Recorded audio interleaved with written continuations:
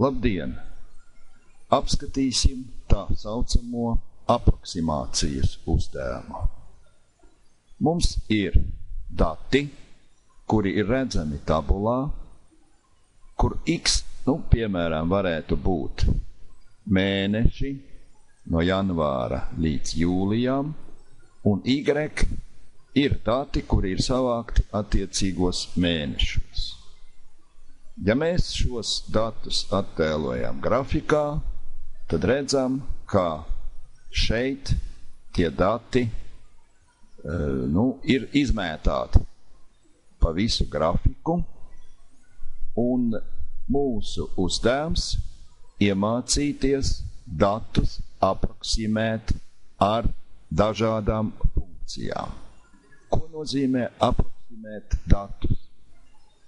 Šis jēdziens nāk no matemātikas, un viņš nozīmē, ka mēs šiem datiem piemeklējam visprecīzāko, vistuvāko visiem punktiem atbilstošo funkciju.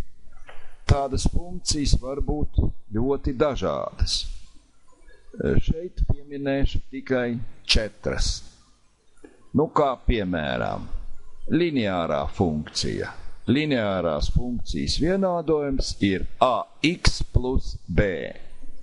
Tad mūsu uzdevums noteikt šos koeficientus a un b, un tad grafikā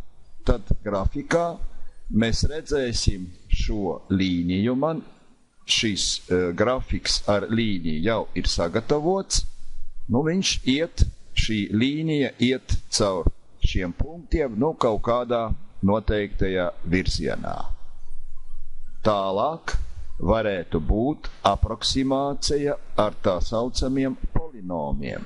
Piemēram, otrās kārtas polinoms ax kvadrātā plus bx plus c. Grafiks varētu izskatīties šādi. Tad otrās kārtas polinoms jau ir nezināmie 3 koeficienti. Nākošā funkcija, kuru apskatīsim, ir tā saucamā logaritmiskā funkcija. A naturālais logaritms no x plus b. Arī šo funkciju mēs varam attēlot grafikā, un, piemēram, viņa šeit būs redzama tā, kā ir redzams monitorā. Un visbeidzot pieminēšu vēl vienu funkciju, eksponenciālo funkciju, kuras grafiks būs šāds. Rodās jautājums, kā noteikt šo funkciju koeficientos? Par to būs nākošie piemēri, kuros pastāstīšu, ar kādām metodēm mēs varam šos nezināmos koeficientus aprēķināt.